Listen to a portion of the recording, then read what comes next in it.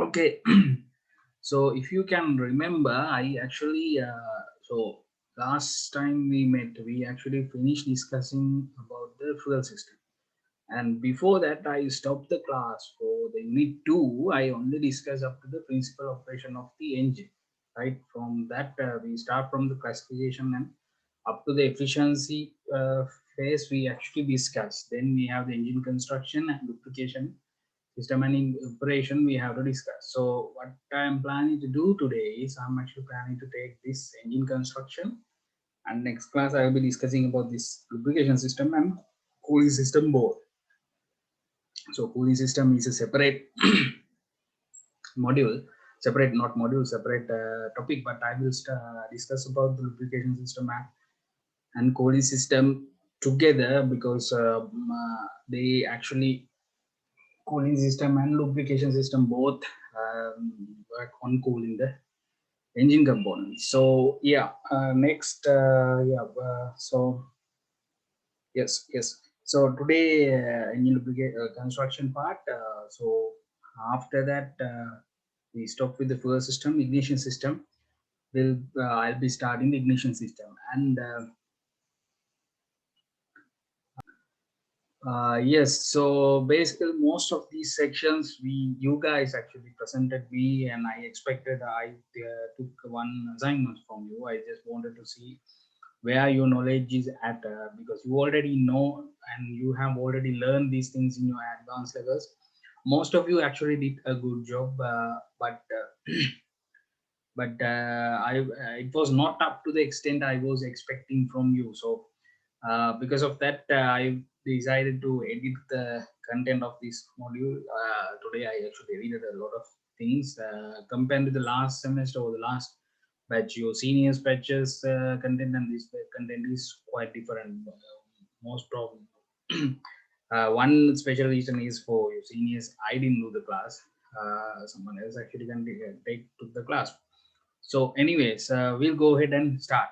So, yes, so we'll start with the construction. So, engine construction is somewhat, not actually somewhat, very complicated topic, right? Very complicated topic. See, you have seen the engines, they have a lot of components, there's so many operation variables, everything has to be perfect in order for engine to work very efficiently, right? So it's not like designing an engine is not like taking some graph sheets and making small calculations and design something. That was possible a long time ago. At the moment it's not the case, it's quite complex. We have now emission record, emissions to meet the fuel consumption regulations. So many regulations are there. So in order to meet all of these things, engines had to be very complex, right? So that's why engines have so many components nowadays: turbocharging, gasoline direct fuel injection, EFI systems, EGRs, AdBlue systems, what else? Particular filters, VVTIs. So many components, so many systems have been integrated into these things in order to make them more efficient, right? So engines, when we come to the engine, the topic of engine, there are all size, shapes, designs, layouts, because this has been there, being developed for more than 100 years. So there are so many things have been developed and so many things have been found out and changed. So if you can think any layout, any type of engines, there's a good possibility that's already been made, right? Already made or already being made, or someone already invented that, right? So basically the construction of the engine actually depends on few conditions, right? Few conditions. One is the operation condition. Number one is the operation condition. Other thing is the application, right?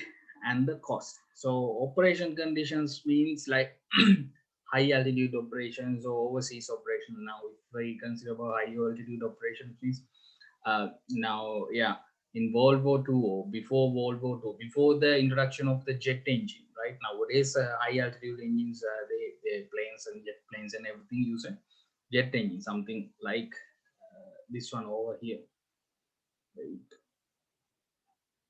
Something similar to this one, right? But years ago, around 50, 60 years ago, still planes were using actually similar means preliminary version or primary version of these engines, normal internal combustion or reciprocating engines or piston engines, right? So, but piston engines are not that good at high altitude, because higher the altitude, the thinner the density of air, so it has to, the amount of power it can produce is lower. So then turbocharging and supercharging was actually introduced. So that sort of changes. Now again, overseas operations means like a ship engine, right? Ship engine or something like oil rig engine, some sort of thing like that. In those engines, the construction is somewhat different. They have now marine engines, also known as marine engines. So these engines, the even though the principles are the same, the operation condition is different. So for example, you can't actually take the whole engine out from a ship in order to rebuild. It's a big task.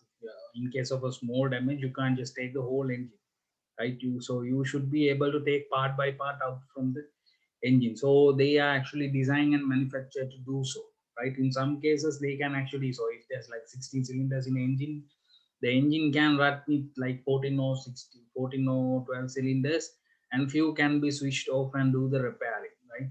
As few can be done, few can be conducted, will be repairing, while the others are fine. Those sort of systems are available in application. Means where are you going to fix this? For example, space availability, right? Space availability means bigger engine. For example, now you know V-shape engines. You have V-shape engine. Sometimes very good example is inline six cylinder and V6 engine. So inline six cylinder engine is a longer version of the V6 engine. So actually inline six cylinder engine is better than V6 engine in most ways, but nowadays inline V engine is preferred because it can be put in a smaller package, right? Package is smaller. So same thing, configuration wise, how the engine is going to be fixed on the vehicle. For example, transversely fit engine. So V engine is very difficult to fit in a vehicle when front wheel drive vehicle mostly have transverse. They have to use transverse layout, right? That's the simplest option for them. In the transverse layout, it's difficult to fit a V4 or V8 or something like a V8 engine. It's easy to fit a inline engine, yeah, because of the weight distribution. So that sort of issues. Now we have the construction, cost construction. So cost also actually make a huge difference. Now construction cost.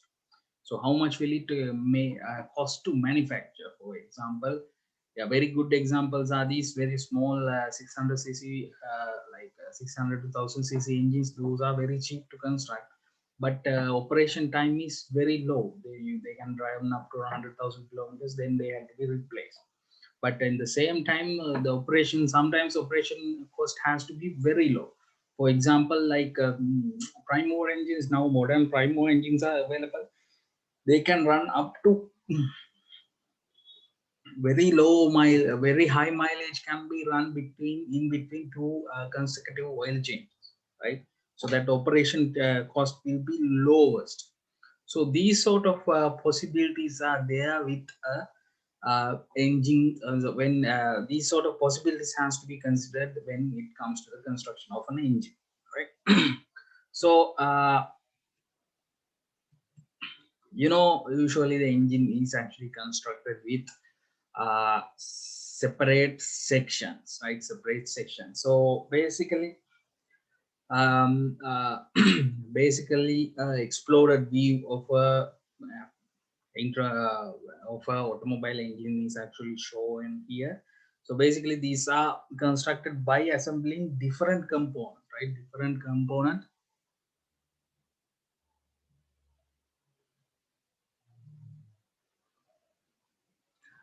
Different components to it's actually designed and developed and constructed in different sections or different components, right? So that is actually done to overcome the engineering difficulties. Now, for example, engine head and then engine block has to have coolant jackets inside. It has coolant line or coolant has to be flowing inside. So if we wanted to construct this as a one single component, it's going to be very difficult, right? It's going to be difficult in the manufacturing and engineering wise, right? Engineering wise, these are difficult. Then simplify the manufacturing, again same thing. So manufacturing will cost higher if you go for something like advanced design, and reduce the cost of manufacturing, right? Again, you are, when the manufacturing process is difficult, that's going to cost more money, right? And the service requirement, for example, now engine head cover has to be put like that in order to service, right? Head has to be completely taken out separately, so you can actually service just the valves. In case of the other, in case if someone was able to manufacture the whole engine block and the head as a single component, what's going to happen is, in order for just to replace even a valve, right? Replacing a valve means whole engine has to be come apart from the bottom. Then the piston crankshaft has to be taken out, piston and everything has to be taken out just to reach the piston. That's to reach the valve. So uh, because of that, engines are designed and developed in sections, components, right? And this allow manufacturers to have different performance levels from the same component. For example, very simple example is there. There's a yeah, Toyota. Usually, this can be very easily identified in Toyota engines. Toyota have something called 4A engine, right? 4A or A class, A type engine, right? So that's like a model type engine model. That's A means model, engine model. So they have 4A, 3A, 2A, 1A, not 1A, 4A, 3A, and 5A, right? Then 7A. So those are the A type engines available. So all of these engines actually shares the same engine block, right? Same engine block, but they have different bore diameters. Different bore diameters, same engine block, right? And if we take 4A engine, we have 4A, 4AGE, 4AFE, right? Then 4A FE means fuel efficient engines, right? Fuel injected, fuel efficient engines are FE type. So they have a different type of a head, comparing with the 4AGE, which is the performance variant of it, right? That's the performance variant. So that engine is not that much concerned about the fuel consumption. It's more designed for performance. It can produce higher horsepower, like 160, 180 horsepower, but the base model or the 4AFE only produces around 100 horsepower, right? So that all these differences was able to these different types of engines with different performance be was very easy to design and develop with this method. So since now we are going to talk about the engines, we will start from where the air actually going to come inside from the engine. So some sections during your presentations, there were some sections you guys did not actually cover. So I would actually like to cover them most, right? So we'll start from the intake, right? Even though most people do not consider about this is one of the most important aspect of a vehicle. Now, purpose of the air intake is to actually channel or guide the air from outside of the vehicle into the intake manifold, right? That's the main purpose of the intake. So intake of the vehicle. So intake actually has to be very precisely built. The reason being, uh, these are actually where the airflow is actually going to happen. So one thing, it has to have a filtering mechanism, right? One thing, it has to have a filtering mechanism, something like this, or some filter in something like this. So the filter is actually housed inside in this box. But the other important thing is, even though we don't actually consider about this, like uh, most of the engine noise, except for the exhaust, is actually coming from the intake. Right, most of the engine noise actually delivered or developed from the intake sound. Right, so in a long term, when you are traveling for a long time in a vehicle, this is going to actually irritate.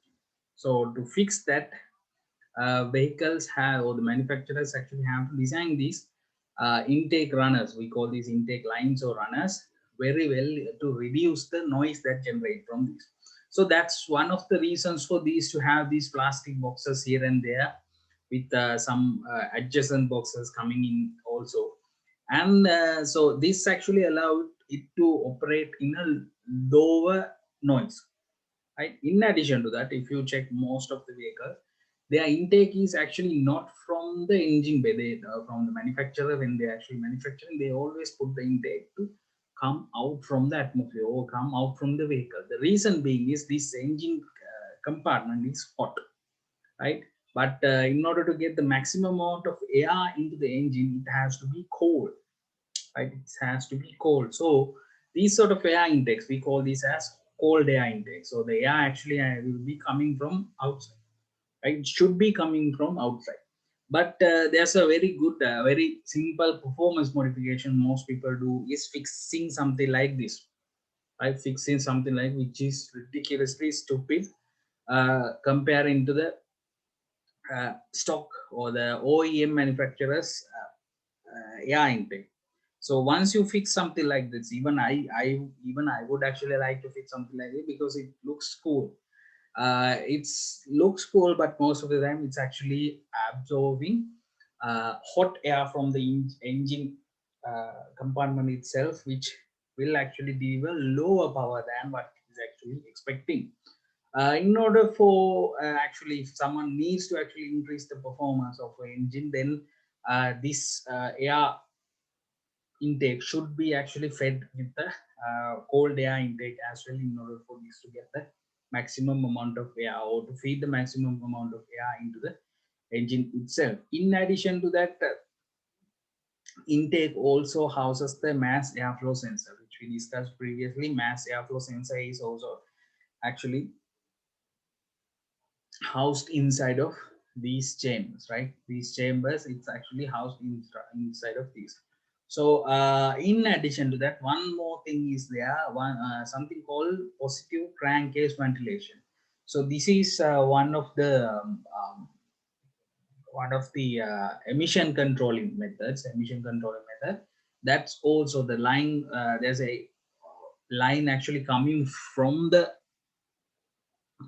crankcase that actually reduces the internal pressure inside the working of the engine. So it actually comes and connect here. So if there's any vaporized engine oil is there, it will come through this intake line. It will goes back to the engine and it will be combusted. That's the reason for this. And so these usually for these intake components, these intake components are usually made out of thermoplastic. Thermoplastic means plastic can uh, which can actually withstand somewhat higher temperatures than the usual temperature. And yeah, one more thing, if you look at properly or one of these AI intakes, these inside of these are actually very smooth, very smooth. The reason for that is to reduce the turbulence, because when the turbulence is generated, the amount of air actually goes through will reduce. To avoid that, these actually have a very smooth surfaces inside. So the air from here actually then channeled into the intake manifold, where it will be delivered to each and every cylinder's intakes. So intake ports. So once we come to the intake manifold, nowadays manifold also actually made out of thermoplastic, right? Thermoplastic. But one more thing about the intake manifold, if you can see there's like a two rubber hoses here. There are two rubber joints. Can anyone explain me why there are two rubber joints here? There's also flexible joint here. Also flexible joints are there. What is the reason for these flexible joints? This intake and within the intake and within the engine itself, there are rubber hoses. So flexible joints are there. Why there are flexible joints here?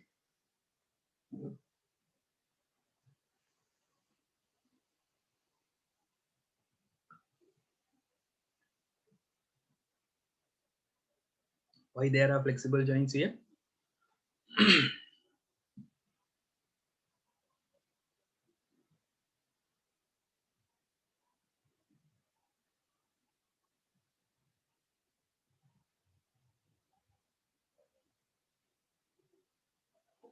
No idea. Okay. So the reason for having flexible joints is, so when engine is actually operating, it's vibrating, right? Vibrating, it's moving a little bit. But these air box, we call this section as air box or air intakes, and these components are fixed with the body. So when engine is moving, this should not be moving. To avoid that movement and vibrations transferring from engine to these components, we actually have flexible joints. Same reason why uh, cooling system is connected to the radiator with rubber hoses rather than using a metal hose. So yes, once you come to the intake manifold is also nowadays mostly used of or made with plastics, right? Mostly made with uh, plastics or thermoplastics, which can actually absorb or withstand higher temperatures. So this is a typical intake manifold nowadays or in a modern vehicle. So this actually consists with the plenum, where the this is where the intake from the air from the intakes comes and it delivers the air into the intake plenum. From intake plenum, it will be actually delivered to each cylinder by these runners. So each cylinder could have either one runner for cylinder or multiple runners per cylinder, depending on the design. So if the engine is having more than one valve per cylinder, then probably it might have more than one plenum also. One thing about this plenum system for the intake manifold is it was found in early 90s that the length of the intake runners has a connection between the intake runners and the torque curve of the vehicle. So what actually found was in lower RPMs, right? Lower RPMs, engines prefer to have a slow delivery of air fuel into the engine, right? So that means around less than 3,500, around less than 3,500 RPMs, engines prefer to have like a longer path, right?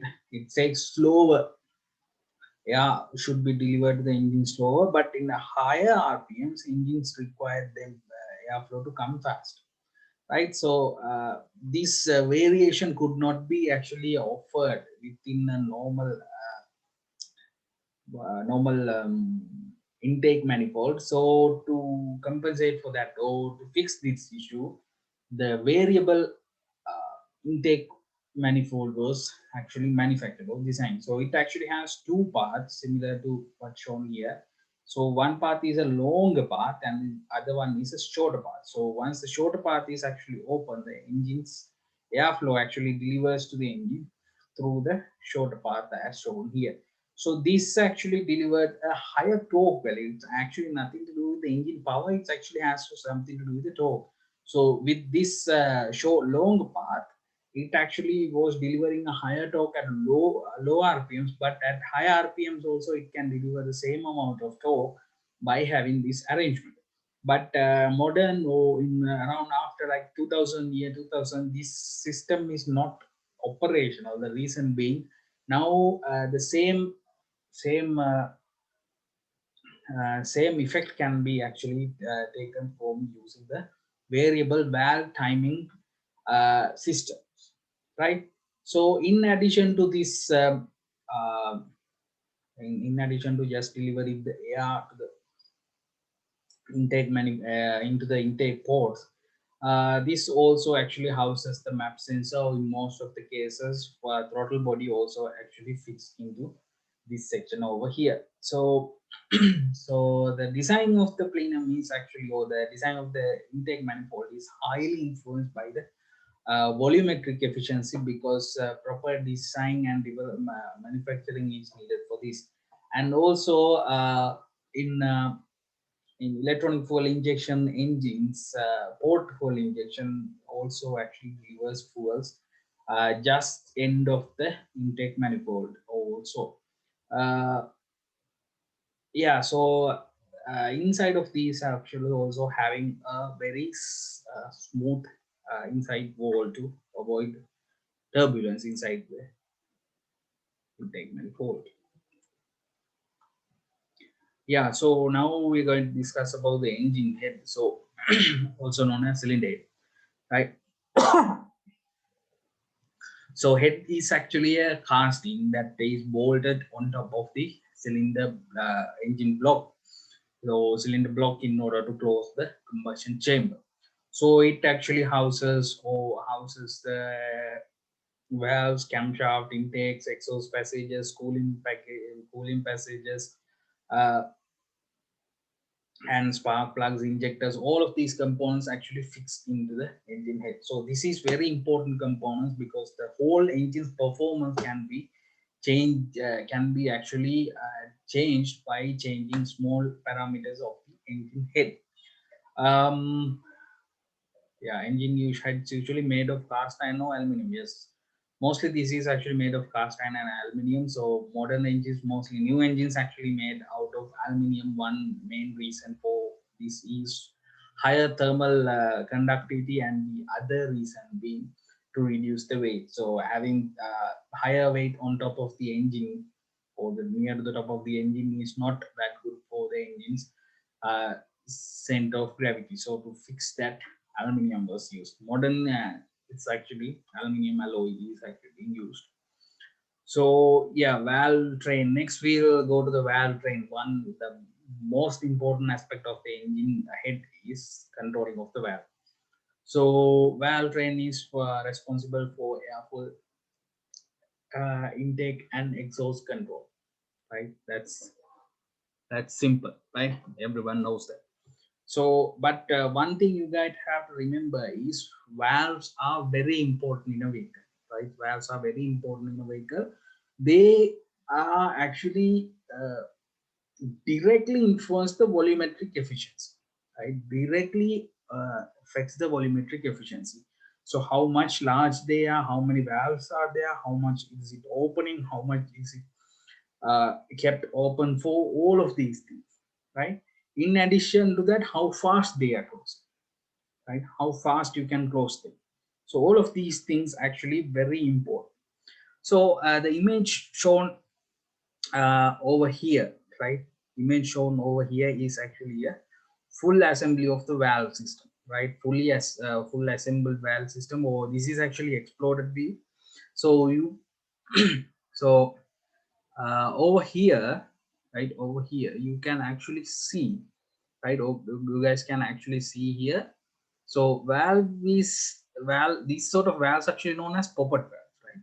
These sort of valves are actually known as poppet valve. There are two types of valves can be used for any vehicle. One is poppet valve and one is rotary valve. I don't think any of you have seen a rotary valve engine. So rotary valve engine is a sleeve that's rotate inside of the combustion chamber itself. So combustion chamber itself, it's rotating. That's very complicated, but it can actually obtain higher efficiencies, but with the weight and the complexity of the components not being used at the moment. So one of the main important components of these engines is this small section over here. The valve system is this one over here. So this is known as the oil seal, right? This is known as the oil seal. So the purpose of this is to actually lubricate, right? Lubricate this valve stem, right? So this part is actually known as the valve stem. Valve stem has to be lubricated properly. So this is moving up and down in a component called valve guide. Once you come to the faculty, I'll show these things. So in the valve guide, it has to be properly lubricated. So this valve seal only allowed a very small amount of oil to actually flow through here, right? Flows through here, right? So sorry. So this small this very small seal is very important in the engine. So, and if you know about these BMWs and vehicles like BMWs, the modern BMWs like BMWs made after like 2005 are having this issue.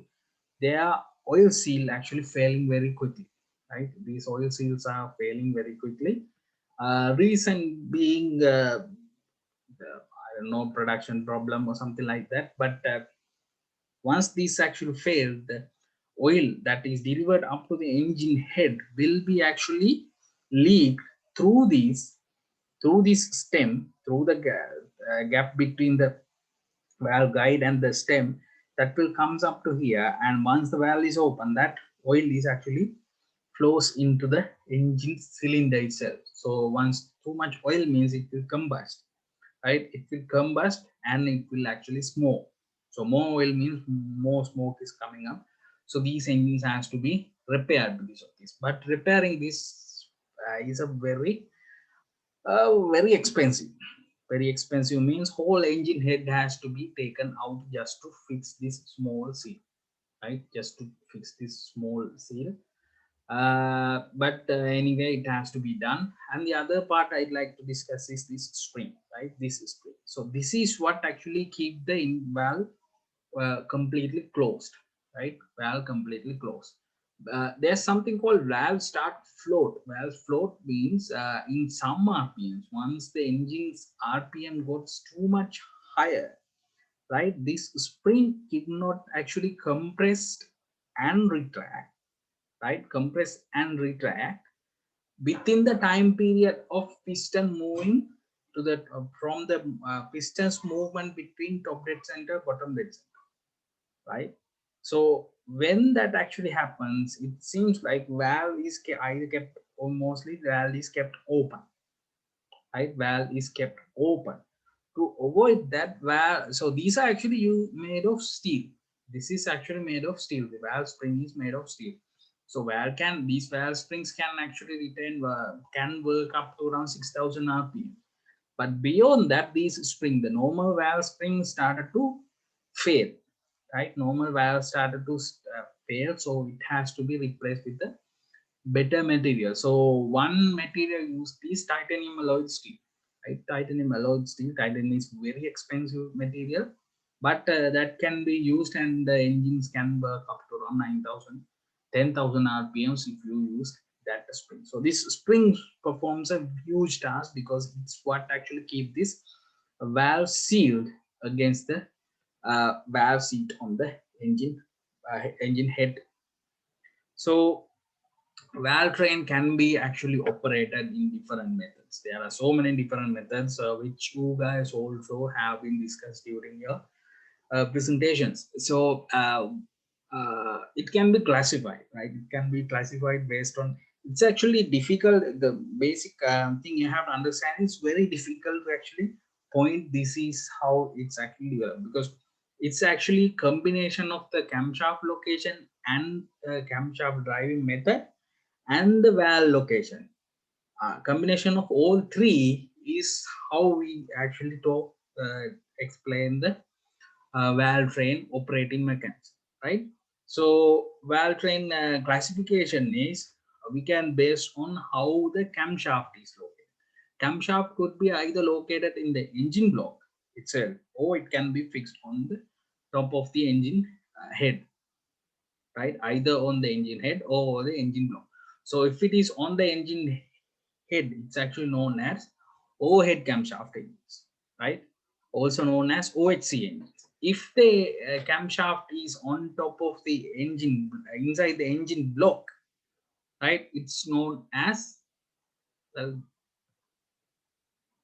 those are actually known as side cam engines, right? So the camshaft is inside of in the side of a engine block itself. Then next we have camshaft driven method. Camshaft driven method. So the camshaft is driven through. It can be either through gears, right? It can be either through gears, or it can be driven from a belt or chain, right? Belt or chain. Next, valve location. So valves also can be kept in two locations. One location is overhead valves, or on the engine head, but there is another arrangement where valves will be kept on the engine block itself, known as T heads. right? T-shaped head is used in these engines. Just check in the internet. I'll show if it is possible next. Um, so each type of these location and everything, there are different advantages and disadvantages. But most modern vehicles actually use chain-driven overhead valve, overhead camshaft engine. So something like this one over here, right? So overhead valves are overhead, overhead cam, chain-driven valve train is used in modern engines. It's seen because the chain and the belt, chain and the belt, there are two advantages, one or two advantages. One main advantage of the chain driven timing belt or timing chain is this is not supposed to be replaced for few 100,000 kilometers, but in a belt type, belt type uh, so belt type engine, belt type driven means it has to be replaced within 100,000 kilometers. The reason being it's actually started to stretch and fatigue could actually break them. But since this is actually being cooled using the chain type, since it's been cooled and it's been uh, lubricated, so because of that it can actually outlast a belt type uh, valve system. If you the now the chain driven system is not a new system. It was used like 50 60 years ago also. Chain type system came, but it was replaced by a belt because those days chains were actually noisy. But now the design of the chain and the material development has made the chain more rigid. So because of that, more rigid and actually not rigid, it's somewhat flexible, giving it less noise. Right? You can learn these things later if you wish to learn automobile technology later on. So yeah, so next we discuss about the camshaft. So the or the valve train actually rotate the camshaft. So everything actually there based on camshaft itself. So how the camshaft is designed and how it's open and everything is what actually controls the valve opening and closing times. So camshaft is uh, actually known as the one single component, right? One single component that could affect the performance of the engine the most, right? So by just changing a camshaft itself, if you just change the camshaft, it will actually change the performance of the engine a lot. I'll explain this a little bit. Before that, we can actually discuss about this camshaft itself. So these components, right? These components is actually known as cams. So this part is actually known as cam, right? Actually, cam lobe. This one is actually known as cam lobe. So the combination of the cam lobes, right? Once you combine a set of cam lobes into a shaft, is actually known as camshaft. So camshaft has a few components. So if we start from this end, this is where the camshaft positioning sensor goes. If there's a camshaft positioning sensor system, this is where it goes. Or in other cases, in like distributor type fuel injection, distributor type uh, ignition system, the distributor actually connected to this slot over here. You can see there's a small slot. So there's a thrust bearing over here. So this is where the camshaft is actually resting. So it won't move left or right once you have this thrust flange. Right. Next we have journals. So these circular shiny bits are known as cam journals. So this is where the camshaft is resting on top of the engine head itself. So these are being lubricated. These are being lubricated. One second. Give me one second.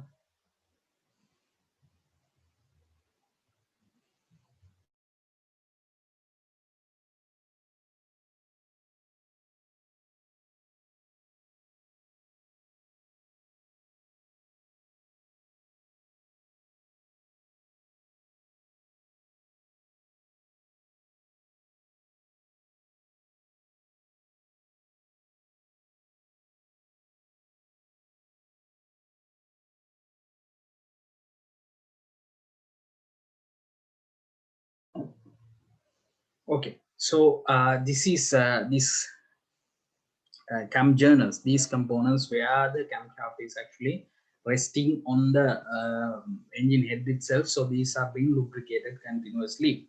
So next we have the cam lobe. So this cam lobe, this section or this shape actually responsible for opening and closing of the valve. So if you look at these you can actually see one cam lobe is rotated in one direction and the other one is rotated in some other direction. The reason for this is actually for this is one intake or exhaust, something like that, and each set of cams. So these two cams are actually representing one cylinder, second cylinder, third cylinder, and fourth cylinder. So there are four cylinders, 1, 2, 3, 4, 5 journals, right? 5 cam journals are there. So resting at 5 places and it's opening and closing five four cylinders, right? It's operating 4 cylinders. So these cams, right? These cams, the shape of the cam actually defines how much of time or decide how much of time the valve is open and for how much valve is open.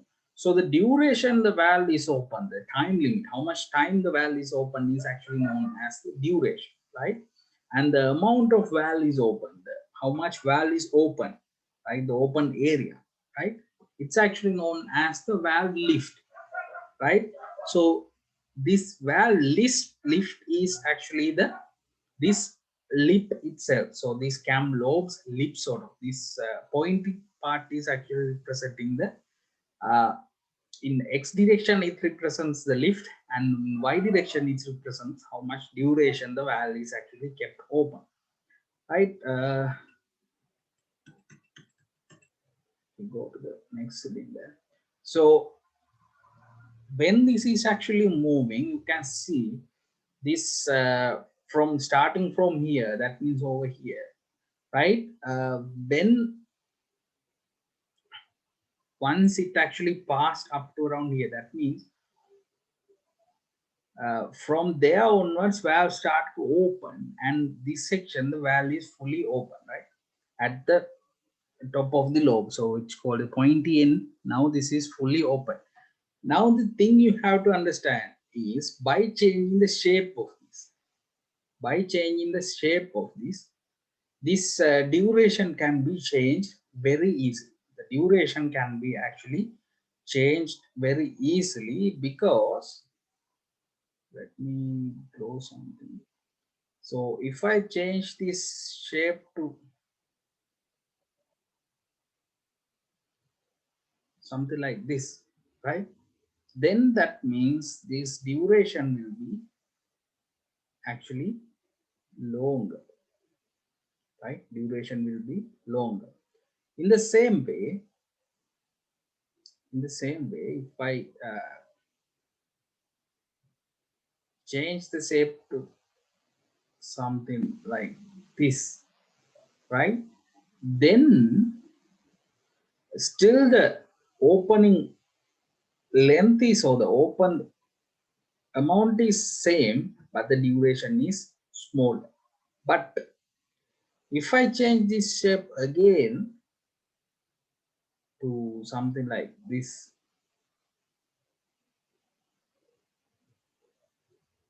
right? Then what actually happens? It's still following the same pattern. So probably it will go like this, and the open time or the dwell will be actually high, right? So this shape, right? This shape is the only thing that actually controls how much of time the valve is open, how much of valve is open for. So that actually controls the air flow and the fuel flow into the combustion chamber. So that's a very big aspect of an engine. So when it's actually having a smaller area or small dwell, small duration with a higher lift, air is rushing into the engine faster and engine operate at a higher RPMs very well, but low RPMs very poor. right?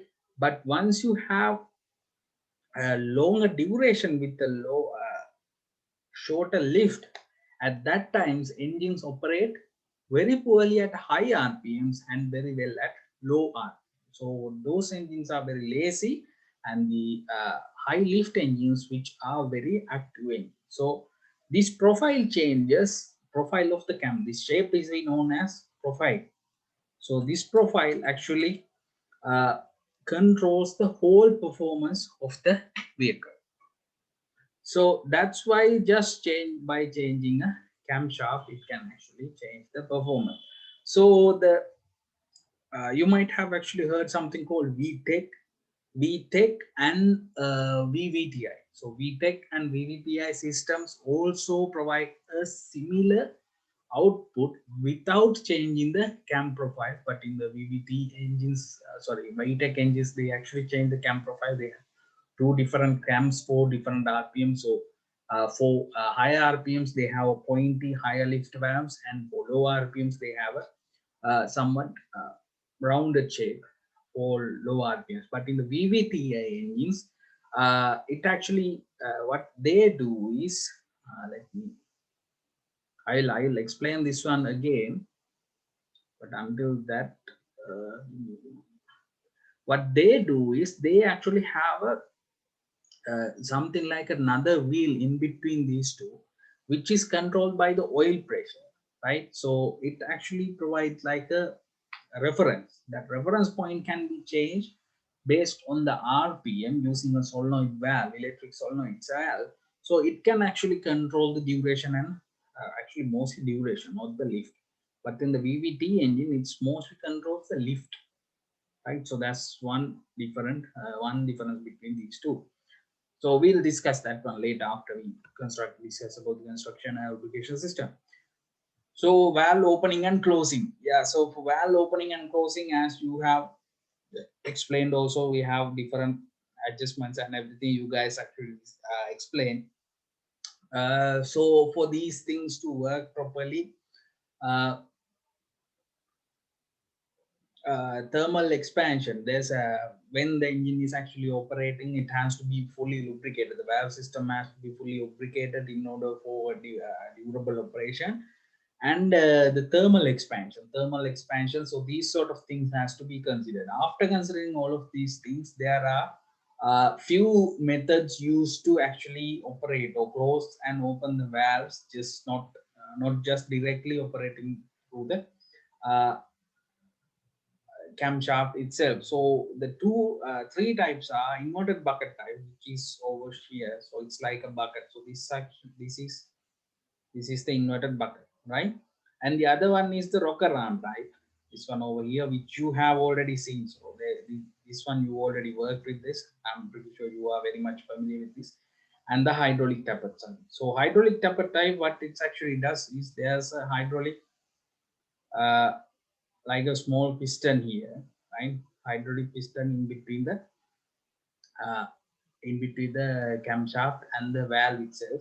So this actually cushions it, and it can actually absorb and it can expand. So the oil pressure will actually controls the uh, gap between here. So it is the most suitable method, and unfortunately it's somewhat expensive, but most of the newer vehicles uses this hydraulic tappet. So from the engine oil, the pressurized engine oil is actually delivered into a small sort of cylinder here, which is actually filled with oil. Once it's fully filled, it's actually very rigid, right? It's very rigid, but it can actually accommodate for the thermal expansion as well. So this method is mostly used because it's a very low noise, and it can damp the vibrations very well, but somewhat expensive. Uh,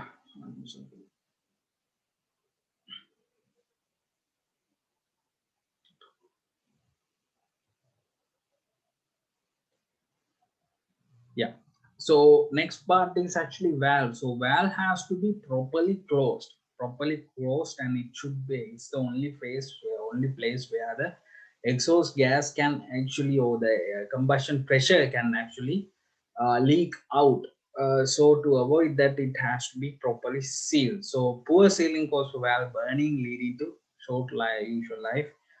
Generally, valve seat conical angles 45 to 30 degrees. In intake valve, it can be between 45 to 30 degrees, but in a for exhaust, it should be always 45 degrees to accommodate more contact surface and more better seal, like better seals. And I know you guys have learned about this, and you have already done the practicals in your schools. Yeah, next part is valve timing. The next important thing is valve timing. So valve timing, as you explained in your presentations as well, valve timing is important, right? The main importance of valve timing is it's actually provided the volumetric efficiency. So volumetric efficiency means, so if a engine operated without this system, it will actually operate on the diagram, or uh, on the uh, on the on the four strokes that we actually described. So valves will open and close exactly at the times we have actually discussed.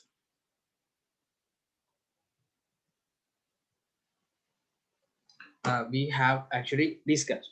So disadvantage is, for example, when the intake, once the intake is completely comes inside the, uh, if the valve is only closed just after completing all the intake comes inside, right, at that time engine may not be actually be able to come to the highest, it may be not be it may not be able to deliver the highest power output with this system. So that's why this valve timing diagram is somewhat different. So it will not open at TDC, or it will not exactly close at VDC, right? Its opening and closing time are somewhat different. There's a small degree of angle, or the small degree of change is there. Someone is calling. 1 second.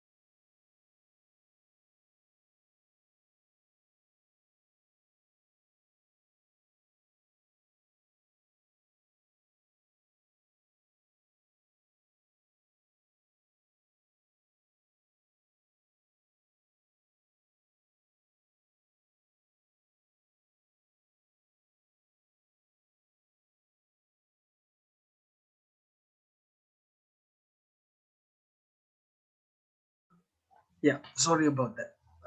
Yes, intake and exhaust valve opening times actually affect the performance of the vehicle, because this helps the engines to get the maximum amount of air inside while ready sending all the exhaust gas out from the combustion chamber. And uh, at the same time it's actually allowed the engine to fully allow the engine to actually obtain the highest compression possible.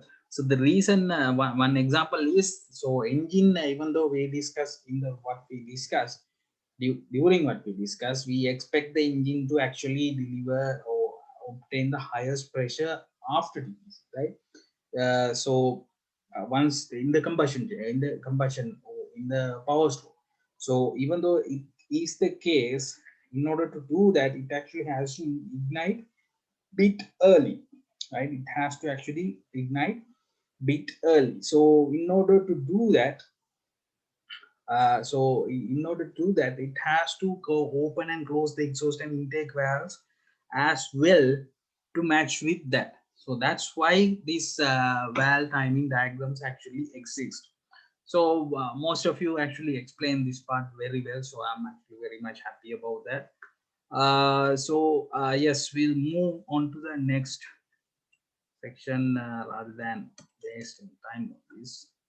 Yeah, next part is gaskets. Yes, usually when we talk about gaskets, most of you actually just refer gasket as the head gasket, but almost every sealing surfaces, the ones you used, everything is actually a gasket, right? All of these things are actually gaskets. So gaskets could be made out of anything: steel, rubber, even cardboard materials, something like cardboard. Everything is being used for design making these gaskets, right? So mostly for oil related areas, it's actually using synthetic rubber because it can repel the damage to these seals. Rubber is very less.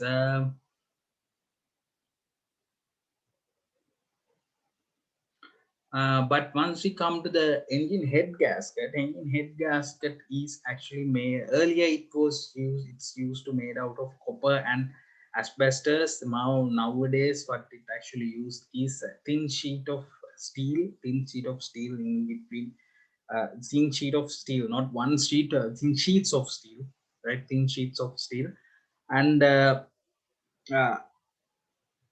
it can once it's actually put. So once it put in between two surfaces, when it is actually fully sandwiched, it won't actually won't move anywhere. So this is it won't move anywhere, and it won't actually let exhaust gas or any of the working medium inside to move or leak out. That's the purpose, right? So these in the if you look at here in the first image, this is a uh, gasket, right? This is a gasket. So in this gasket, you can see there are like small rubber rings. These are known as actually fire rings. These are known as fire rings. These are specially added, so there will be higher compressed, right? Higher compressed and fully sealed in between these around here more or well.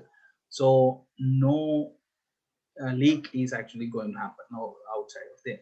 So next one over here, this is a full gasket set of an engine. So this is actually from we call EJ25, also known as Subaru Boxer engine. So that's why it's actually having two head gaskets, because this is from a we call these horizontally opposed engines. So next we move into the exhaust manifold. So the exhaust manifold actually collect the exhaust gas from the head, or once the valve is open, exhaust is actually moving into the coming out. That will be collected and will be sent out from the engine itself by using an exhaust manifold. So There are two names used for this. One is header and the other part is gasket. So sorry, header and manifold both are same. In exhaust header and exhaust manifold is the same. Intake header and the intake manifold both are also the same thing, right? So basically in the manifold, these are the components. So you have the flange here. So flange will be bolted to the engine head itself. Then you have the pipes. These are known as primary tubes. Primary tubes will be actually goes to a collector. This neck part is actually known as collector. From neck collector onwards is the usual exhaust system. So uh, the design of this um, exhaust manifold is made in order to keep the lowest possible back pressure. Lowest possible back pressure means it won't actually send any pressure back, right? It's in a lower pressure position, so engine can breathe easily. So again, to increase the volumetric efficiency, right? So these actually has to be uh, frictionless, so smooth surfaces could actually help, but small ripples also can help, but less turbulence means is better. Having back pressure is somewhat disadvantageous because it will actually consume power, because the engine has to, in such a case, engine actually have to push the exhaust out of the engine from the combustion self, its combustion chamber itself. So manifolds are designed to allow expansion and contraction due to extreme temperature changes. Yes. So to compensate for this, these actually have something like this, right? Something like a rib sort of design, and that actually allowed the flow, guide the flow while actually expand, allowing it to expand and contract without any issues.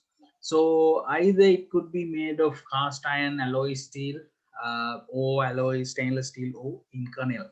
So cast iron is the most common one used earlier. Now mostly alloy steel, and alloy stainless steel, another very good choice, but this is not the normal stainless steel that's available for other works. There's another higher steel, stainless steel grade used for these, and the highest graded material used is known as the Inconel, used mostly used for Formula One engines and Formula One or race car engines, and also used for manufacturing afterburner components and the jet engines, or afterburner components, jet engines, and uh, rocket engines, right? So exhaust manifold are actually designed to fit available space, as you can understand that. The length of this manifold is not a big issue, and severe bends also not that much of an issue. It does not matter how much of bend, it does not there's no regulations, or there's no connection between how much of a bend it's taking or anything, as long as the bend does not change or reduces the size of it, or if it is not reducing the size or diameter while it's actually bending, exhaust does not create any back pressure in the exhaust manifold itself. So these sort of manifolds, right? These sort of manifold are actually known as 4 to 1. So there are four. So if we consider here 1, 2, 3, 4, right? Four in the four output ports are there, right? That will be collecting into one. So these are known as 4 to 1. 4 to 1 manifold. Both of these images are 4 to 1 manifold. Next we have 4 to 2 to 1 manifold.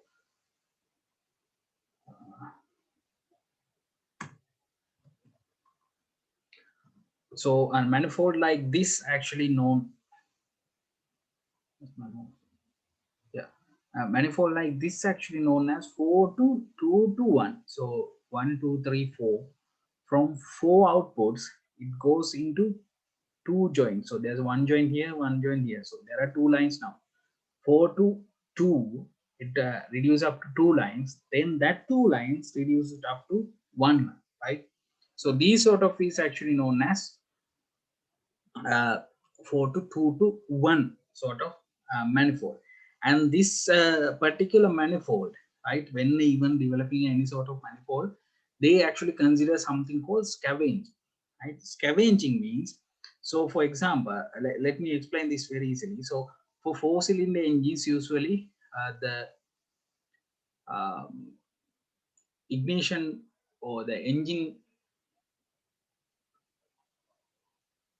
for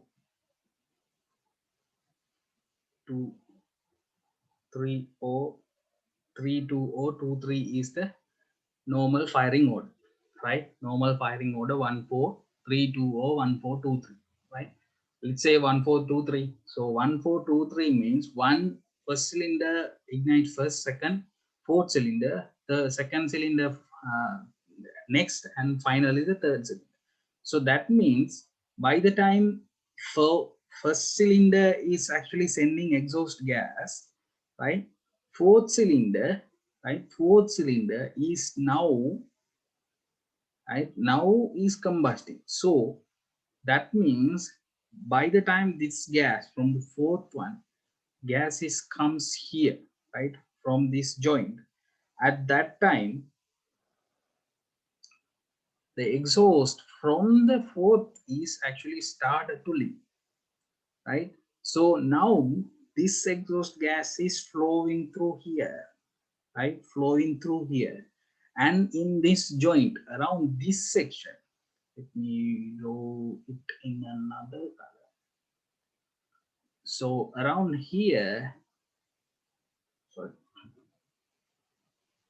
a low pressure is developed, and because low pressure is developed here, the exhaust is actually pulled, right? Automatically exhaust pulled out from the fourth cylinder into the collector itself. So that actually created by the first cylinder's exhaust gas. So the first cylinder exhaust gas is actually scavenging the fourth cylinder's exhaust gas, right? So this complete process, right? This complete process is known as scavenging. The first cylinder, another one cylinder is creating a low pressure zone around it and pulling the exhaust from the other engine, other cylinder, another cylinder, creating a scavenging effect. So this actually known as the scavenging. So this scavenging, right? This scavenging again actually increase the engine's volumetric efficiency, in turns increase the efficiency or increase the power output of the engine. The other thing is the length of these, right? Length of these.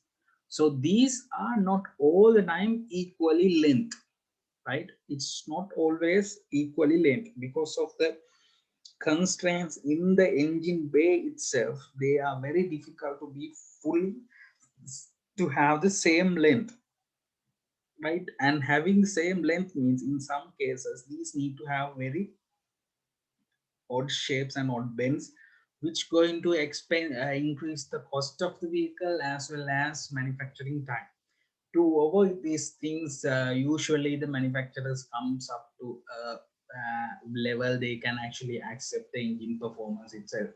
But once when it is actually having the same amount of length, right, same amount of length, right, each cylinder's sound, right, each cylinder sound is cancelled out by another cylinder, which actually produces a very smooth noise, right, very smooth noise. So this can be actually seen in some vehicles, usually in four cylinder normal engines. This is very difficult to see because inside the engine there's inside the engine bay there's enough space for to put the equal length headers or like equal length exhaust manifold. But in some vehicles, very good example is um, what you call this Subaru Impreza. Subaru Imprezas are very popular for their noise. They makes like a burbling noise. I put some videos. I can actually show you this. Give me 1 second.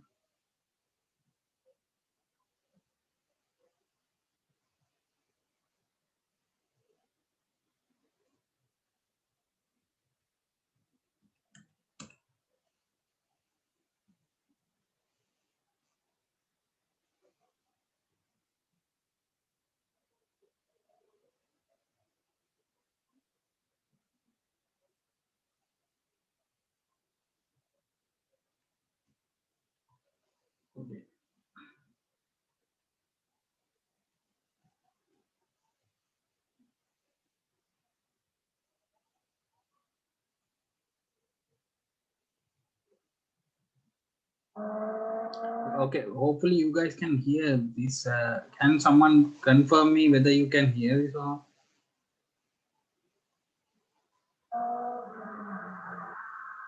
Can all of you hear it? Yes, sir. Can you hear this? Someone please confirm. Yes, sir. Okay, so now listen, right? So now I'm going to play the same engine, same vehicle with and without the equal length headers, right? So first one is with equal length.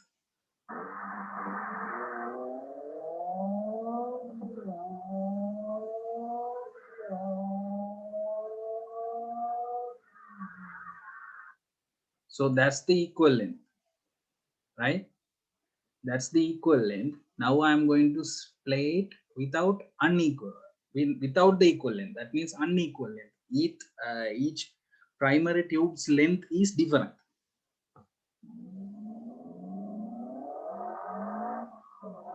So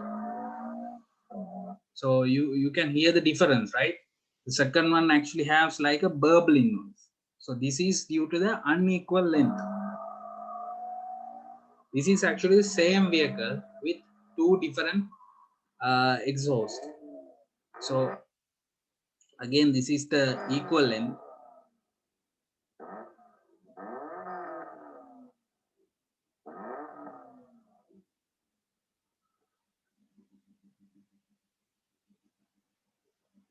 Now unequal length. Can you hear the burbling noise? Very well, you can actually distinctly hear the burbling noise.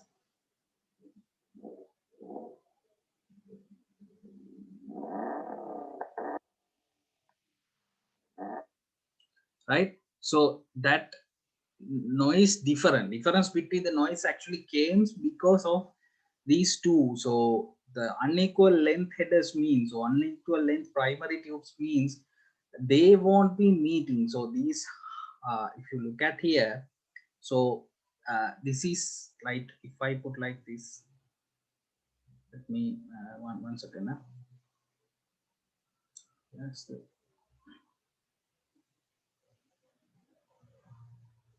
so this is runner number 1, this is runner number 4, right? This is just example, so I'm taking, right? So runner number 1 and runner number 4. So if these are not properly meshed, right? So what actually happens here means, so the first cylinder high pressure and the fourth cylinder low pressure are meeting with each other. So once you have high pressure and low pressure, they meet and they comes with a zero, right? They comes with a zero line. But if you have both of them, this one, if we move this, if we this shift the fourth or first cylinder, if we shift the first cylinder a little bit, so it will also have something like this, right? So now what we have is twice the amplitude.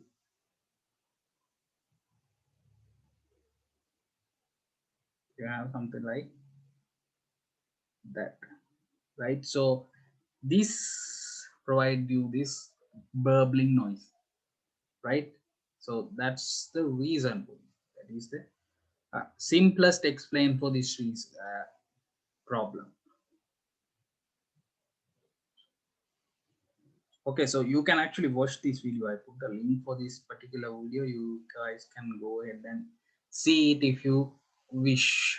Yeah, we'll move into the next part. Yeah, next is the exhaust system. So I'm going to discuss about the head and intake and exhaust. Then we'll move to the other parts of the engine. So exhaust system, the purpose of it is actually to send the exhaust gas from the engine bay to the outside of the vehicle perimeter itself. So it consists of pipes, clamps, muffler units, and catalytic converter as well.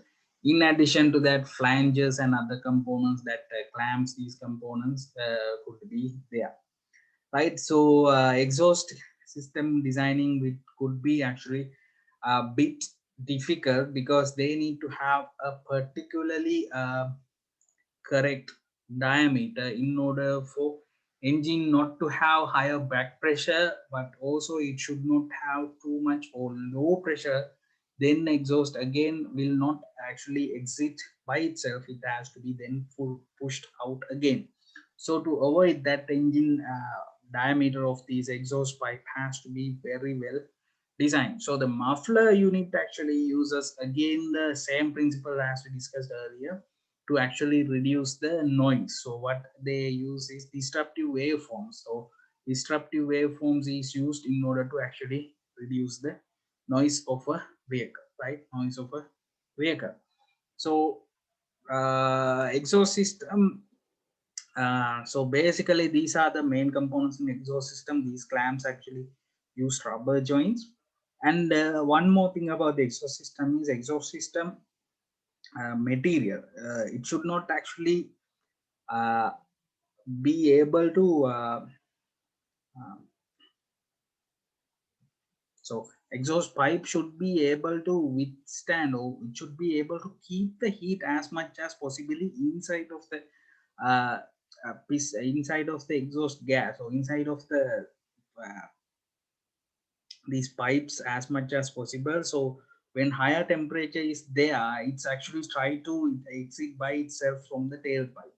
So that will not, it will reduces the back pressure. So that's why most of time you might have seen in the racing cars and all, they have actually wrapped these. They have actually wrapped these to actually compensate for that. So the heat will be actually staying inside as much as possible, right?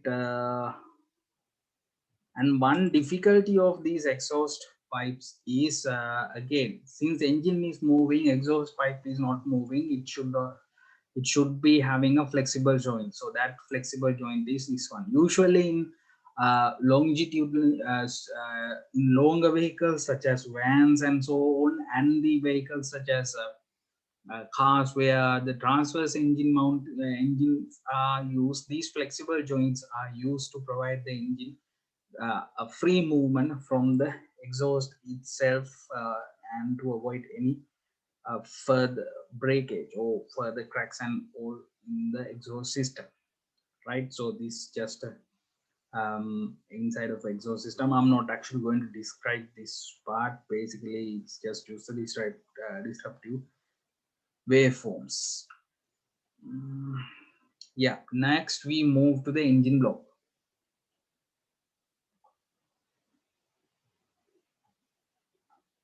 You guys actually described about the engine block as well, very well. So I just plan to cover some of the sections you did not cover. So basically, engine block is the main supporting or structure of the engine, right? This is where everything houses. In addition to that, inside of it, it actually has something called um, coolant passages and lubricant passages, right? So basically, in both type of engine blocks used in petrol and diesel engines, both actually have from outside both looks the same, but diesel engine blocks actually are heavier and built with higher strength in order to withstand the higher pressures they are operating at. So uh, yeah, engine blocks are also designed, like they can be classified in different ways, but one important aspect of the engine block is they have something called closed deck and open deck. So the difference between is, so if you look at here, you can actually see there's nothing in between the wall of the engine block and the cylinder walls itself. So there's no connection between these. So these are actually known as uh, open deck engine blocks. These are actually known, the other one, when it is fully closed and there's only holes available, these are actually known as closed deck engine block. The difference between these two is this one actually lightweight, right? Lightweight, but it could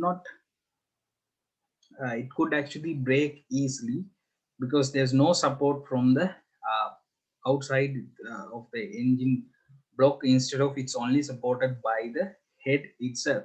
So this is used earlier, but nowadays modern engines mostly used this method to reduce the material and to reduce the cost of building.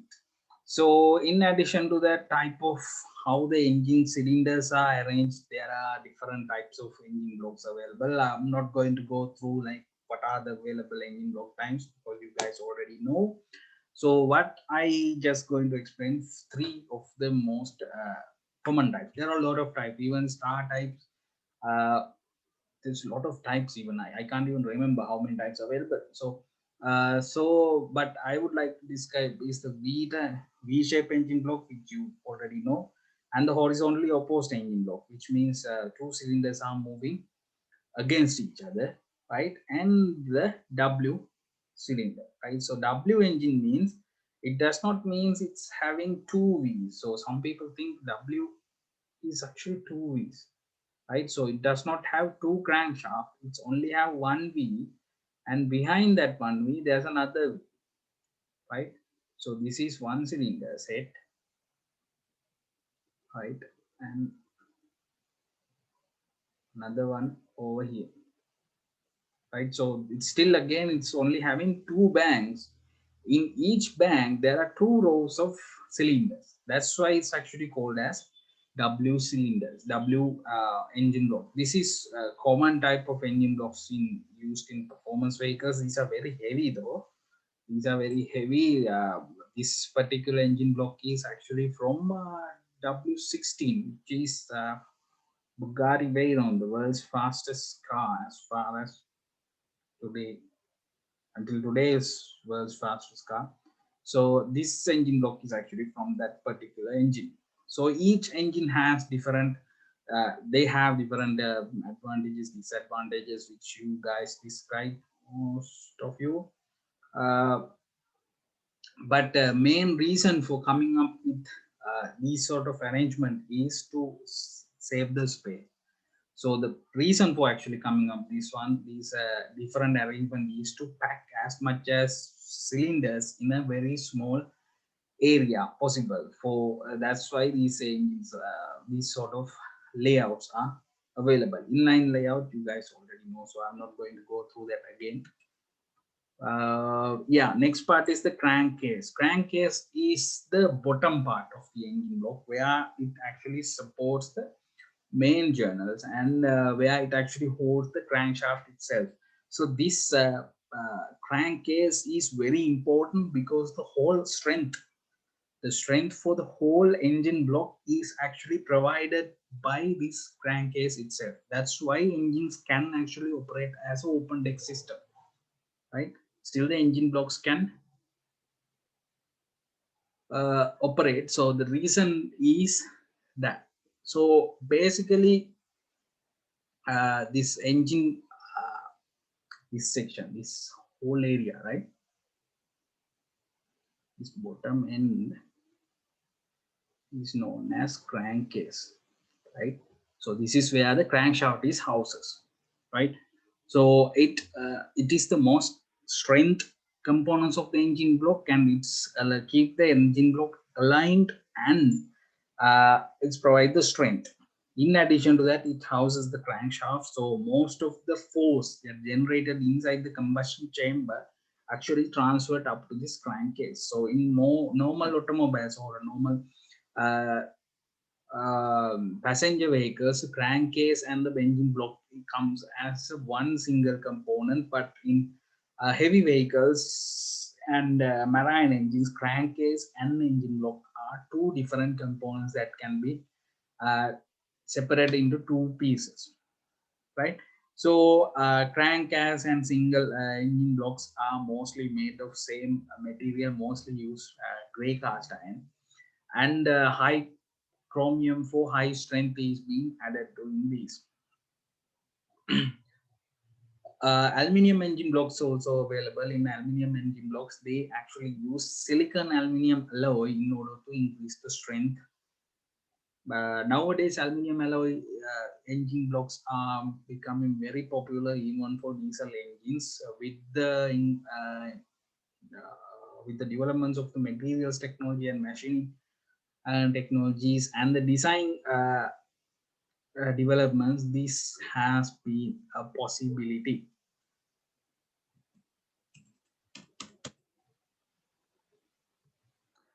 Next, we move into the cylinder liner. Yeah, you know, guys know there are two types of cylinder liners.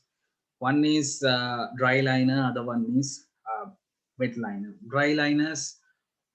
So one more things in the earlier I talked about open deck and closed deck. So wet liners could not be used in uh, wet liner system. It has to be dry liners, right? So open deck only available for smaller vehicles, not for heavy vehicles. So dry liners, as you know, there's no contact between the cylinder liner and the coolant passages itself. There's no direct support. It actually has a cylinder block around it, and then only it's available. But wet liner system is better because wet liner system provide more cooling uh, than the dry liner system. So the reason for using liner is to provide the optimum wear resistance. So this is the liner is actually made out of steel or high strength cast iron, right? So this won't wear fast. So that's why the block, liner is prepared separately. If the whole block is made with the same material, it will cost a lot more than that. So to avoid that cost difficulties and manufacturing difficulties, the liner is made of a different material and then fixed into the engine itself. So yeah, so dry liner used can made of softer material used to increase the rigidity of the block, used when the design with slimmest adjacent cylinder bows. Yes, dry liners are used with the cylinder adjacent bow means the gap between these two. So if there's very small gap, then dry liners are very useful.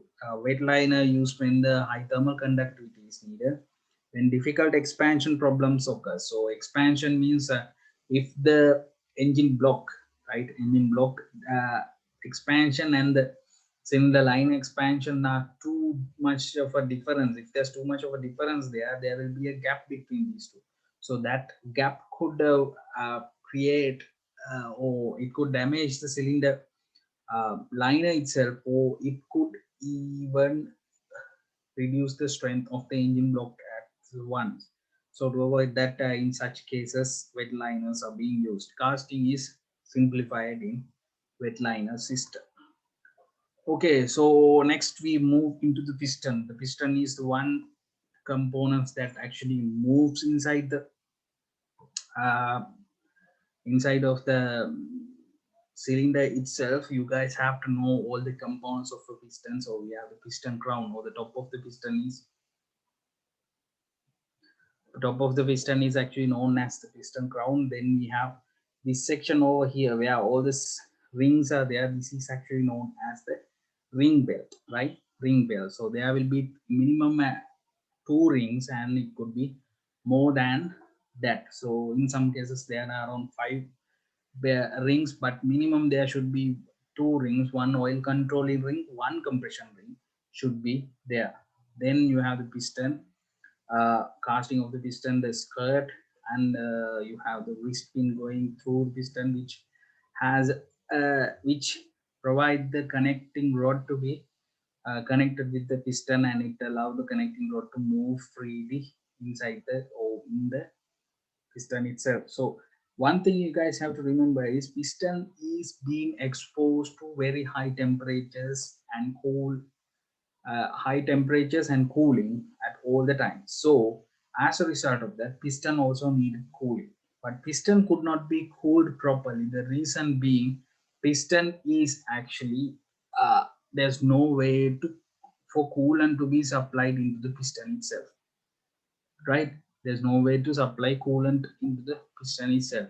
So the simple solution is to actually use lubricant. So lubricant actually comes into this bearing or this big end of the uh, connecting rod. From there, it will actually channel through the connecting rod, and to the wrist pin, right? And it comes from here, right?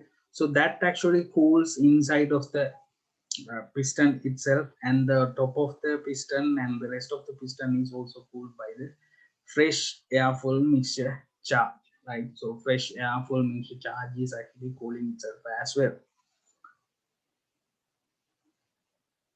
Okay, so it must slide in the gas. Yeah, transmit. Modern pistons are made of aluminum alloys. Yes, mostly modern pistons are made of aluminum alloy, and the piston size and the weight of it actually has a big influence on the performance it makes and how the performance characteristic of the engine. So one thing is this.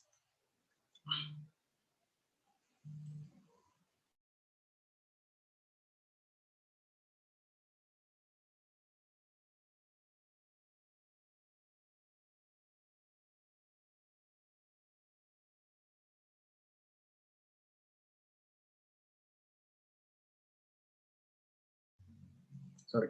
One thing is the weight of this. If this is heavy, right? If this is heavy, it consumes a lot of more energy for movement. In such case, engine actually shows very lazy or very slow change of speed and very slow, how do you say this, performance, very slow performance, right? It's not very direct.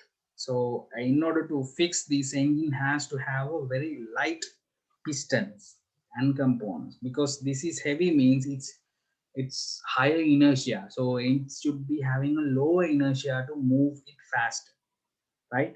So nowadays using aluminium produce or fix this issue up to somewhat, but in a higher performance vehicles the skirt length and everything is being reduced to where reduce the weight of the uh,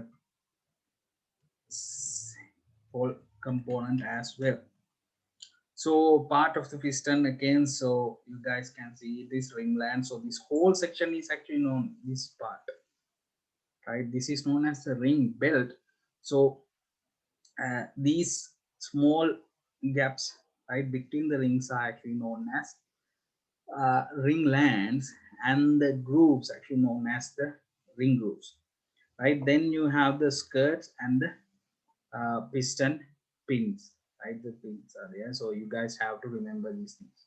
So crown, all these things you guys have to remember in case someone asks you to draw a piston and explain what each person name all of these and explain what each part is doing. You should be able to do that.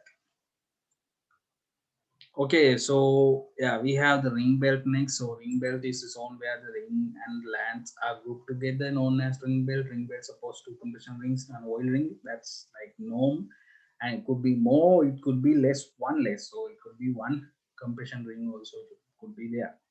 So next we have the skirt. So the purpose of the piston skirt is so when the piston is actually moving and up and down, and because of the high compression force, it could actually the piston try to rotate, try to rotate.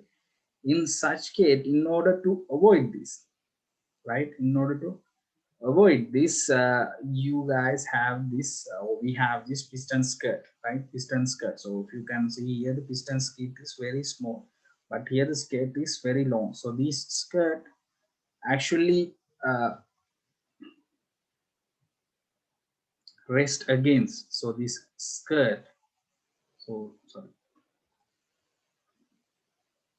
So when this piston is coming down, assume that piston try to rotate this way, piston is trying to rotate this way. In such case, right, in such case, what happens is these skirts go and rest against piston cylinder wall and won't, right, avoid the rotating more than that. So it's helps to, sorry, it helps to actually, sorry, so it actually helps to balance the piston while it's moving up and down. So that's why the piston skirt is there. So this just shows inside of the piston, you can see, so the coolant is actually delivered up to here as liquid. Coolant means actually only it's delivered as lubricant, right? It's only delivered as lubricant. In some engines, right? In some engines, such as high performance engines, they actually squirt as oil. It's squirt lubricant oil. There's something called squirters, right? Squirt oil from the bottom of the engine block up to here, right, inside of the cylinder itself, just to keep it cool.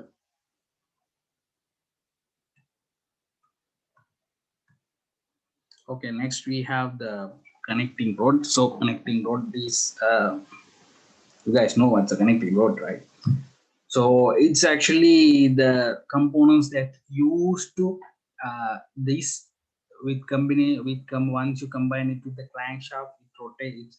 It actually convert the reciprocating movement or up and down movement of the piston into a rotating movement, right? So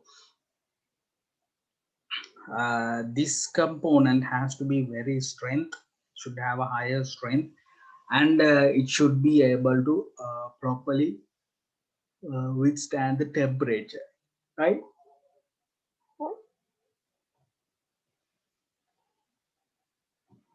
uh, so basically, in order for compensate for the high strength necessary, these actually have this edge shape in them, so this sort of shape, so that reduces the material requirements, reduces the weight, reduces finally end up reducing the uh, inertia, but still providing the necessary strength, so it won't twist any way, right? It won't twist any way. So this big side of the connecting rod will actually go and it will rest on the crankshaft journals. So crankshaft, actually crankshaft throws. So then you guys actually have the small end where you have a bush bearing, something like this. These are called as bush bearings. Here also it's actually having a bush bearing, but this one and this is somewhat different. The reason being, this is actually mostly made out of brass, right? So it's mostly made out of brass, and lubrication uh, lubrication inside of this through the lubricant channels inside actually lubricate this and provide a cushioning effect, and keep the connecting or connect the keep the small end running for a long time. So next we move into the crankshaft. So crankshaft is the component that we discussed earlier that turns the reciprocating move into a rotating movement, right? So you guys know what's the crankshaft, how the oil parts are here, they are. So you guys have to remember, you have to remember all of these names and what are the components and everything, right? In the exam paper, someone might show you a diagram and ask, what is this, what is this, what is that? So it's easy to identify the main journals because main journals are actually in one single straight line, but crank pin journals, right? Crank pin journals, right? Or crank throws. So crank throws are actually offset of the center, right? They are offset from the center itself.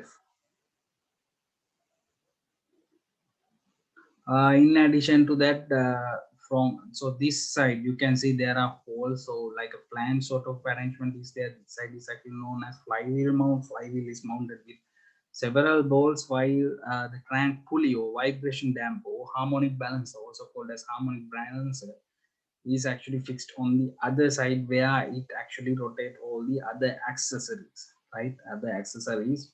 So in addition to this, there are two other places. So these are for other accessories to drive, like oil pump and timing chains or timing belts in such cases.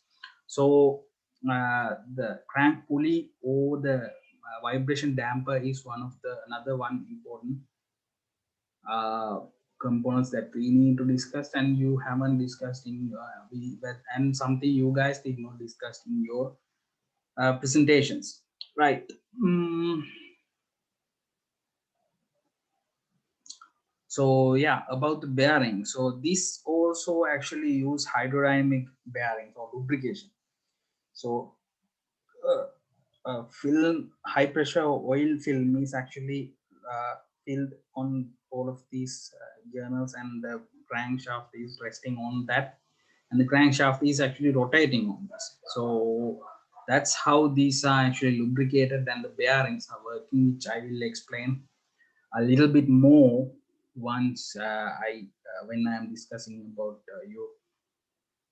when I'm actually discussing about the lubrication system.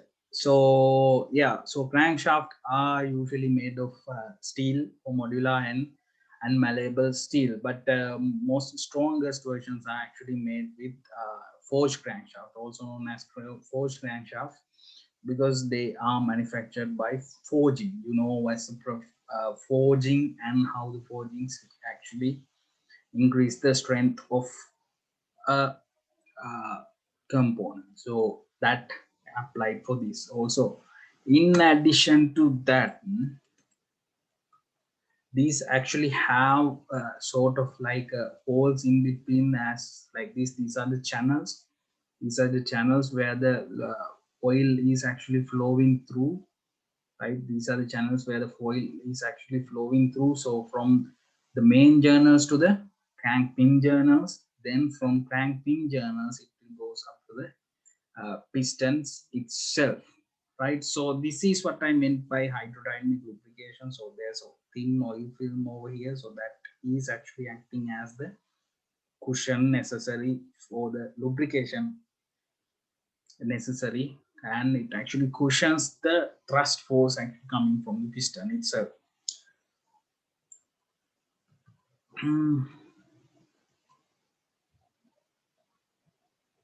Yeah. Yeah, so this is the bearing set, which I know you guys have learned these things. So yeah, so bearing also, there are two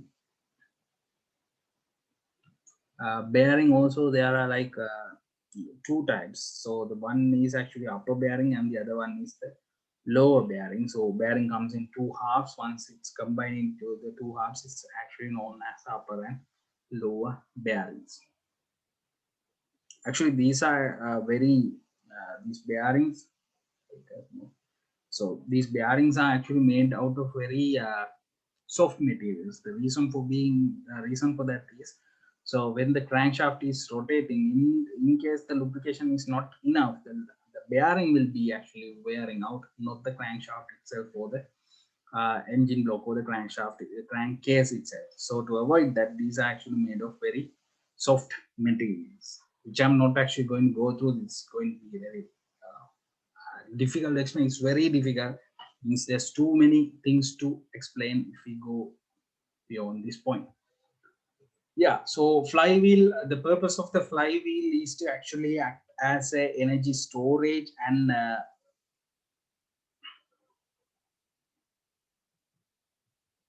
energy storage and provide the energy in other times. So in the piston, in the engine itself, it's only produce power, or it's only deliver energy and combustion stroke, only at combustion stroke. Other three strokes it's not delivering any power. So during those strokes also engine needs to be operational. So the inertia force is actually used to keep the engine running and to cushion the power output or the energy output from the engine. What it does is, so this is a heavy steel disc which is difficult to rotate, but once it's rotated, the inertia energy kept it rotating. So when when the cylinders are operating like this, right, as you can see over here, there's a gap. So first and second, right? So 1, 2, 3. So three cylinders, between three cylinders. So these are actually having highs and lows now, right? Highs and lows. But what this flywheel does is it's actually storing some of the energy from the previous times, and it actually fills this section, this gap, these gaps, these valleys. These are called as valley. Right? These valleys, it will be closed. It actually closed and it provide a smooth power output, right? So having a proper flywheel is very important. But these two flywheels types are shown here. So this one over here is actually the manual gearbox flywheel, where the clutch is actually going to fit in, and the first one shown here is actually the automatic flywheel. Automatic vehicles actually use automatic gearboxes actually use the torque converter as its flywheel, because the torque converter is a heavy metal disc. Instead of using a separate another disc, what it does is it's actually use a flex plate. This one is known as a flex plate, which have the ring gear around it. So ring gear is used to start the engine. Ring gear is used to start the engine. So ring gear and is fixed into a flex plate, which is not a heavy component. So this is fixed into the flywheel itself. Once it's fixed into the flywheel itself, sorry, once it fixed into the torque converter itself, this becomes again a flywheel. Right? That becomes against a flywheel.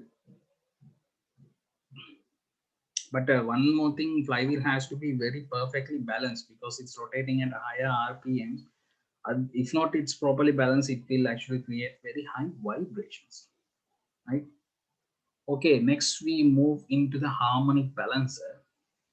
So harmonic balancer is actually a circular device that cushions the output from the crankshaft itself. So when the pistons are actually moving up and down in each four cylinders, in this case four cylinders, some are going up, some are going down, right? So these are acting forces. So these forces are up, down like this, and these are up, right? So these are the major forces. In addition to that, there are thrust forces, secondary forces acting these directions, right? This is something to do with having a reciprocating application. So this piston moving up and down has a one disadvantage. That's it's actually creating two forces known as secondary force and primary force. Primary force is in the direction of the piston movement, right? Secondary force is a 90 degrees from that.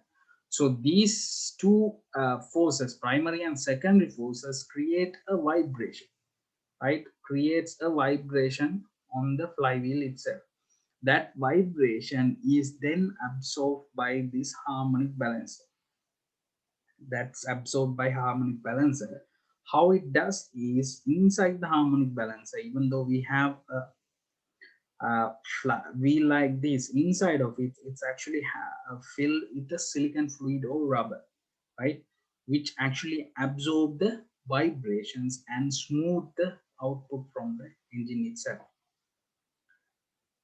So to fix this engine, these vibrations dampers are very well fit on the crankshaft itself, right? They are well fit on the crankshaft itself, so that's why they are very difficult to taken out also, right? Taken out also. So it could be so different methods are being used inside of these vibration dampers. Some use something like a clutch, some use a fluid, some use a rubber, so some are even having springs. So either one of those, what actually they does is they actually cushions or actually absorb the vibrations from the crank from the engine operation itself. Okay, so with that, I would like to actually end the discussion about the construction. I didn't actually go into many details, but most of the things you can see in this image we have actually discussed. Some we didn't actually discuss, but let's see. In addition to that, I would actually like to discuss more about the lubrication system and cooling system. What I plan to do is, so lubrication system is a part of this unit itself, but cooling system is completely a separate module, completely lesson. So, but since both of them are working together to achieve this, to obtain the same goals, so what I plan to do is I'll be explaining both. I'll be explaining both probably in the next class. Right, so next what I plan to discuss is that part. Afterward, I'll be explaining you about the what you call this yes, next class. Afterwards, I'll explain you how the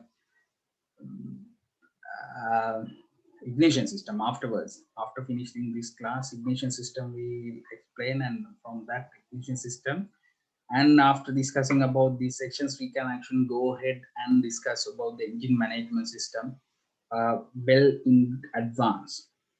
Right? Not well in advance, we can discuss it further. Right? We can discuss it further. So yeah. Yes, that's it for today. If you have any questions, you guys can ask. Yeah, before I go ahead, wait.